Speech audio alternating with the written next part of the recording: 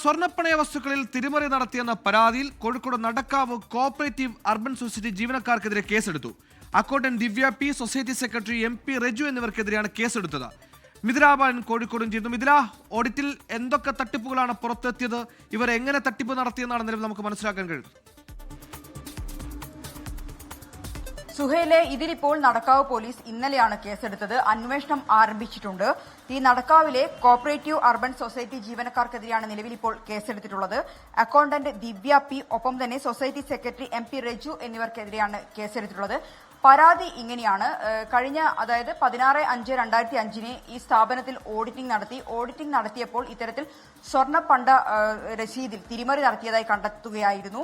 രജിസ്റ്ററിൽ തിരിമറി നടത്തിയതായി കണ്ടെത്തുകയായിരുന്നു. അങ്ങനെ അവരുടെ ഒരു പരാതിയിൽ പറയുന്നത് 48 പാക്കറ്റ് സ്വർണ്ണപ്പണയ ഇതുമായി ബന്ധപ്പെട്ട ഇത് കാണുന്നില്ല, അതായത് ഈ സ്വർണ്ണപ്പണ്ടം കാണുന്നില്ല എന്നായിരുന്നു ഇവർ പരാതിയിൽ പറഞ്ഞത്. മാത്രമല്ല ഈ സ്ഥാനത്ത് 7 പുതിയ പാക്കറ്റുകൾ വെക്കുകയും ചെയ്തു എന്നും പരാതിയിൽ പറയുന്നുണ്ട്.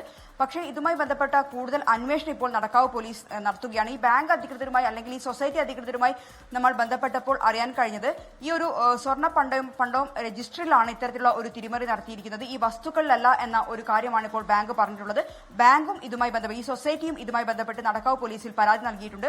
നിലവിലിപ്പോൾ സൊസൈറ്റി അധികൃതർ നൽകിയിട്ടുള്ള അല്ലെങ്കിൽ ഉദ്യോഗസ്ഥർ നൽകിയിട്ടുള്ള പരാതിയിലാണ് നടക്കാവ് പോലീസ് കേസെടുത്തിട്ടുള്ളത്. ജോലിക്ക് കയറിയാൽ പിന്നെ തട്ടിപ്പ് സാധ്യതകൾ മാത്രം തേടുന്ന ചില ജീവനക്കാരുണ്ട്. എന്തായാലും അവർക്ക് പണി കിട്ടുന്നുണ്ട്.